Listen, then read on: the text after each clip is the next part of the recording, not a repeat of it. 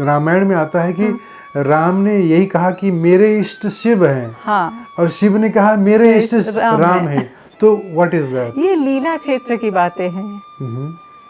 क्योंकि देखिए शिव जी के आराध्य भी श्री कृष्ण है।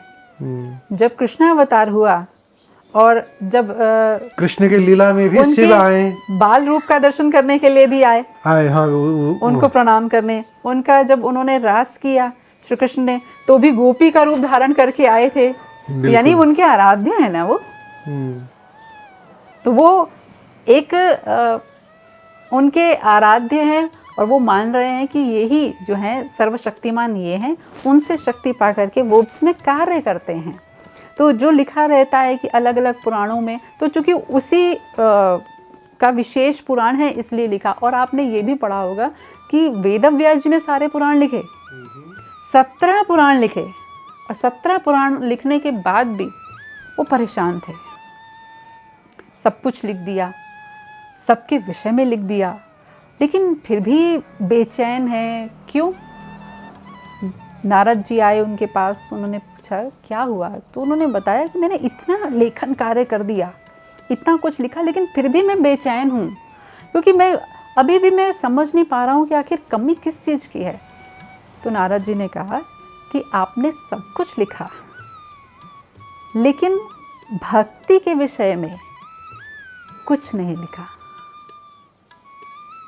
जो सबके मूल हैं उनके विषय में कुछ नहीं लिखा आपने, इसलिए आप परेशान हैं। इसलिए वेदव्यास जी जो कि 17 पुराण लिख चुके थे, उसके बाद उन्होंने बैठ कर के साधना की, श्री कृष्ण का अनुभव किया, उनकी माया का अनुभव किया। उसके बाद फिर उन्होंने श्रीमद् भागवत लिखी। इसीलिए भागवत को सब पुराणों का प्राण कहा जाता है ना, कि सबसे श्रेष्ठ पुराण भी कहा जाता है।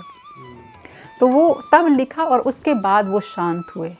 तो इसका मतलब क्या? वही वेदव्यास तो हैं जिन्होंने सब कुछ लिखा, फिर भी परेशान थे वो, क्योंकि कहीं ना कहीं शायद लिख करके वो भी कंफ्यूज थे कि अल्टीमेट जो चीज़ है उसके विषय में तो अभी तक मैंने लिखा ही नहीं।